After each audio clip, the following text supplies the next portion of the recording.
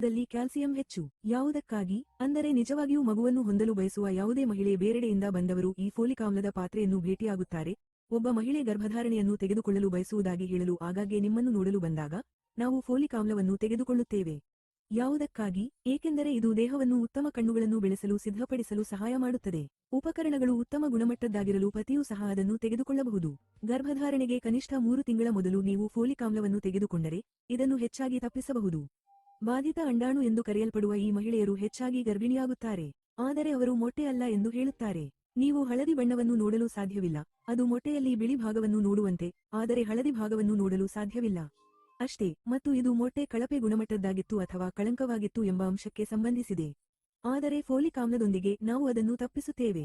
Folic ಆಮ್ಲವು ಮಕ್ಕಳಲ್ಲಿ ಕಂಡುಬರುವ ಸ್ಪೈನಾ ಬಿವಿಟಾ ಎಂಬ ವಿರೂಪತೆಯನ್ನು ತಡೆಯಲು ಸಹಾಯ ಮಾಡುತ್ತದೆ. ಇದು ಬೆನ್ನಿನ ಕೆಳ ಬೆನ್ನಿನ ಮಟ್ಟದಲ್ಲಿ ವಿರೂಪತೆಯ ಮಟ್ಟದಲ್ಲಿದೆ. ನಮಗೆ ಸುಮಾರು 111 ರಂಧ್ರಗಳಿವೆ. ನಮ್ಮಲ್ಲಿ ಹೈಡ್ರೋಸೆಫಾಲಸ್ನಂತಹ ಎಲ್ಲಾ ವಿರೂಪಗಳು ಸಹ ಇವೆ. ಮಗುವಿನ ತಲೆಯಲ್ಲಿ ನೀರು ಇರುತ್ತದೆ. ಅವರು ಹೇಳುವಂತೆ ಮಗುವಿನ ತಲೆ ತುಂಬಾ ದೊಡ್ಡದಾಗಿದೆ. ಅಷ್ಟೇ, ಮತ್ತು ಇದನ್ನು ಸರಿಪಡಿಸಲು ಸಹಾಯ ಮಾಡುವುದು ಫೋಲಿಕ್ ಆಮ್ಲ.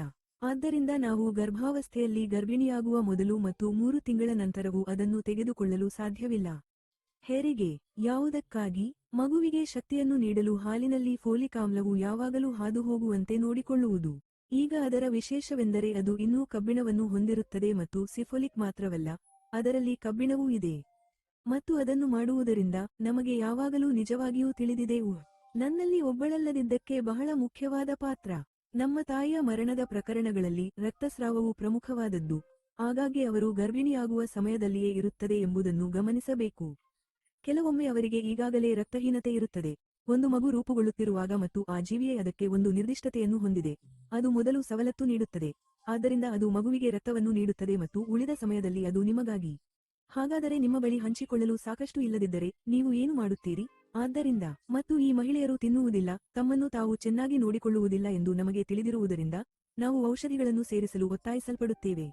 ಮತ್ತು ನೀವು ಹೆಚ್ಚು ಕಬ್ಬಿಣ, ಹೆಚ್ಚಿನ ಕುರುಹುಗಳನ್ನು ಬಯಸಿದರೆ ಅದು ನಿಜವಾಗಿಯೂ ಅದಕ್ಕೆ ಉತ್ತಮ ಉತ್ಪನ್ನವಾಗಿದೆ. ಆದ್ದರಿಂದ ನಿಜವಾಗಿಯೂ ಮಗುವು ಮೊದಲು ಯಾವುದೇ ವಿರೂಪತೆಯನ್ನು ತಪ್ಪಿಸುವಂತೆ, ತಮಗಾಗಿ ಮತ್ತು ಮಗುವಿಗೆ ಸಾಕಷ್ಟು ರಕ್ತ ದೊರೆಯುವಂತೆ ಅವರು ಅದನ್ನು ತೆಗೆದುಕೊಳ್ಳಬೇಕು. ಮತ್ತು ನಂತರ ಅದು ಕ್ಯಾಲ್ಸಿಯಂನೊಂದಿಗೆ ಪುಷ್ ಚೆನ್ನಾಗಿ ಹೋಗಲು ಅನುವು ಮಾಡಿಕೊಡುತ್ತದೆ. ಏಕೆಂದರೆ ನಾನು ಸ್ತ್ರೀರೋಗಶಾಸ್ತ್ರವನ್ನು ಪ್ರಾರಂಭಿಸಿದಾಗ ಅವರು ನನಗೆ ಕ್ಯಾಲ್ಸಿಯಂ ಬಗ್ಗೆ ಹೇಳಿದ್ದರು. ಮೊದಲಿಗೆ ನನಗೆ ಅದರ ಪ್ರಾಮುಖ್ಯತೆ ನಿಜವಾಗಿಯೂ ಅರ್ಥವಾಗಲಿಲ್ಲ. ಹಾಲಿನ ಅಲರ್ಜಿ ಇದ್ದ ಟಾಮ್ ಸಂದಮ್. ಆದ್ದರಿಂದ ಒಬ್ಬ ವ್ಯಕ್ತಿಯು ಯಾವುದೇ ಡೈರಿ ಉತ್ಪನ್ನಗಳನ್ನು ತೆಗೆದುಕೊಳ್ಳುತ್ತಿರಲಿಲ್ಲ. ಮತ್ತು ಅವಳು ಗರ್ಭಾವಸ್ಥೆಯಲ್ಲಿ ಭೂಮಿಗೆ ಬಂದಳು. ಆದರೆ ಅವಳಿಗೆ ತುಂಬಾ ದುರ್ಬಲವಾದ ಮೂಳೆಗಳಿರುವ ಮಗುವಿತ್ತು. ಆದ್ದರಿಂದ ಮಗುವಿನ ಮೂಳೆಗಳು ತುಂಬಾ ದುರ್ಬಲವಾಗಿದ್ದವು. ಅವನ ದೇಹದಲ್ಲಿ ಯಾವುದೇ ಅವಕಾಶವಿರಲಿಲ್ಲ ಮತ್ತು ಅಂದರೆ ಮಗುವಿಗೆ ಪೆಟ್ಟು ಬಿದ್ದಿತು. ಆದ್ದರಿಂದ ಅವನು ಮತ್ತೆ ತನ್ನ ಕಾಲ ಮೇಲೆ ಬರುವಂತೆ ಮಾಡಲು ಅವನಿಗೆ ಡ್ರಿಪ್ ಹಾಕಬೇಕಾಯಿತು. ಹಾಗಾಗಿ ಆ ದಿನದಿಂದ ನನಗೆ ಮತ್ತು ಎಲ್ಲಾ ಗರ್ಭಿಣಿಯರಿಗೆ ಕ್ಯಾಲ್ಸಿಯಂ ಕೊರತೆಯಿಲ್ಲ, ಏಕೆಂದರೆ ಮಗುವಿನ ಮೂಳೆಗಳು ಚೆನ್ನಾಗಿ ಅಭಿವೃದ್ಧಿ ಹೊಂದಿರಬೇಕು. ಮತ್ತು ನಂತರ ಮಹಿಳೆಗೂ ಸಹ. ಇದೆಲ್ಲವೂ ಏಕೆಂದರೆ ನಂತರ ಚರ್ಮದ ತುದಿಯೊಂದಿಗೆ ಮೂಳೆಗಳಲ್ಲಿ ನೋವು ಇದೆ ಎಂದು ಹೇಳಿದ ಮಹಿಳೆಯರು ಇದ್ದಾರೆ. ಮಗುವಿನ ಸ್ಥಾನ ಹೇಗಿತ್ತು ಎಂಬುದು ನಿಜವೇ?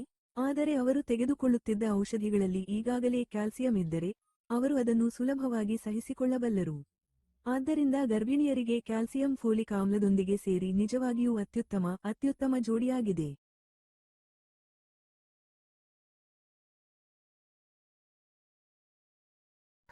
Good morning friends. ಆ್ಯಕ್ಚುಲಿ ಇದು ಬಂದ್ಬಿಟ್ಟು ಆಫ್ರಿಕನ್ ಡಾಕ್ಟರ್ ಮಾತಾಡ್ತಾ ಇದ್ದಾರೆ. ನಮ್ಮ ವೆಸ್ಟೀಜ್ ಪ್ರಾಡಕ್ಟ್ಸ್ನ ಬಳಸ್ತಾ ಇದ್ದಾರೆ. ಗೊತ್ತಿರೋಂಗೆ ಇಲ್ಲಿರೋವಂಥ ಒಂದು ಸಪ್ಲಿಮೆಂಟ್ ಅಲ್ಲೂ ಕೂಡ ಬಳಸ್ತಾ ಇದ್ದಾರೆ. ಒಂದು ಅಲ್ಟಿಮೇಟ್ ರಿಸಲ್ಟ್ಸ್ ಇದೆ. ಅದ್ರ ಬಗ್ಗೆ ಕಂಪ್ಲೀಟ್ ಇನ್ಫಾರ್ಮೇಷನ್ಸ್ ಕೊಟ್ಟಿದ್ದಾರೆ. ಯಾವ ಥರ ಐರನ್ ಫೋಲಿಕ್ ಆ್ಯಸಿಡ್ ಡಿಫಿಷಿಯನ್ಸಿ ಇದ್ದರೆ ಏನೇನು ಇಶ್ಯೂಸ್ ಆಗುತ್ತೆ, ಏನೇನು ಪ್ರಾಬ್ಲಮ್ ಆಗುತ್ತೆ, ಮಗು ಬೆಳವಣಿಗೆ ಕಮ್ಮಿ ಆಗ್ತಾ ಬರುತ್ತೆ, ಬ್ಲಡ್ ಕಮ್ಮಿ ಆಗ್ತಾ ಬರುತ್ತೆ,